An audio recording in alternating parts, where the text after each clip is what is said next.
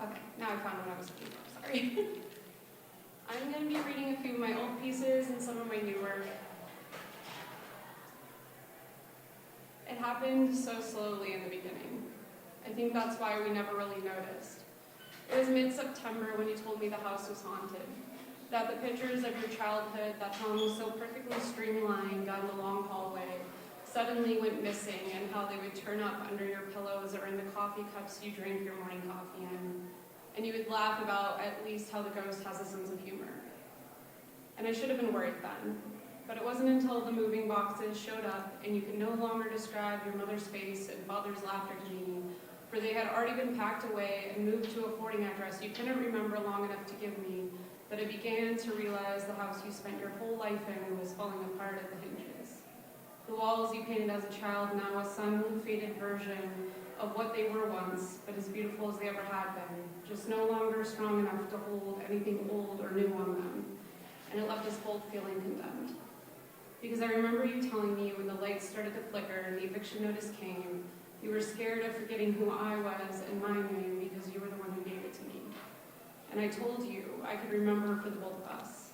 For that when we end the same way we started, two perfect strangers who share so much love, that I will always leave my light on so you can always find your way back to me.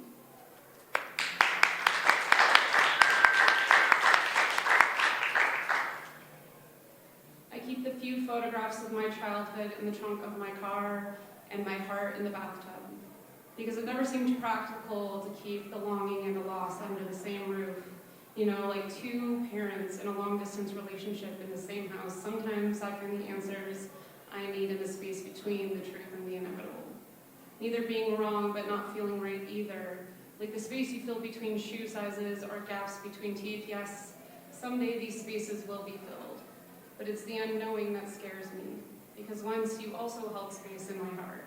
Stretched your arms and laid your head on my ribcage during the season we were birds.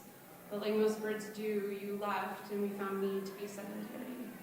You see, I lost you like a baby tooth. Put the memories of you under my pillow and wished me back to the child I was before I met you. But the lessons you taught me are the only songs left on the playlist.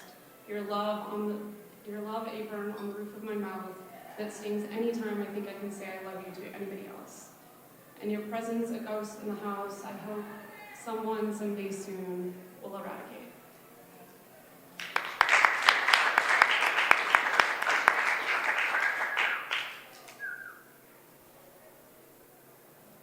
I want to call my mom.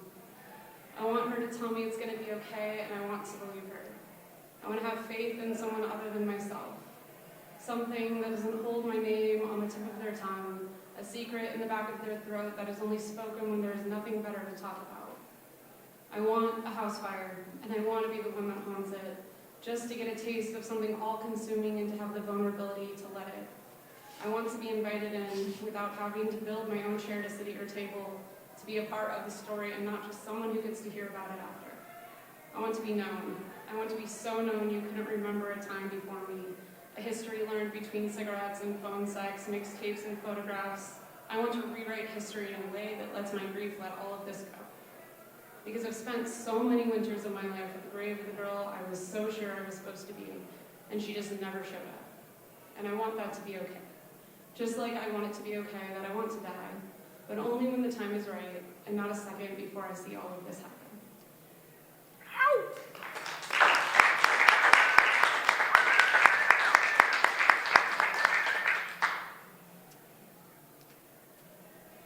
I'm going to read a happy one, and I'll leave it on the one in singular happy poem that I've written. This is about the love that will outlive us, the moments I've locked away in the perfect hands of a photograph, and the drawn-out metaphors of my poetry, because just to tell you I love you holds no object permanence. You see, I need this to be tangible, something every version of you in any other timeline to understand, that regardless of how much or little time we get, your smile is a feeling I'll never be able to erase from my lips. Your laugh, a melody, I'd do anything to get to hear it again and again, and to paint your cheeks the only shade of pink I've ever come to seek out, with all the sweet nothings you deserve is a privilege. You see, to get to know you, I think, is an adventure I've been waiting for.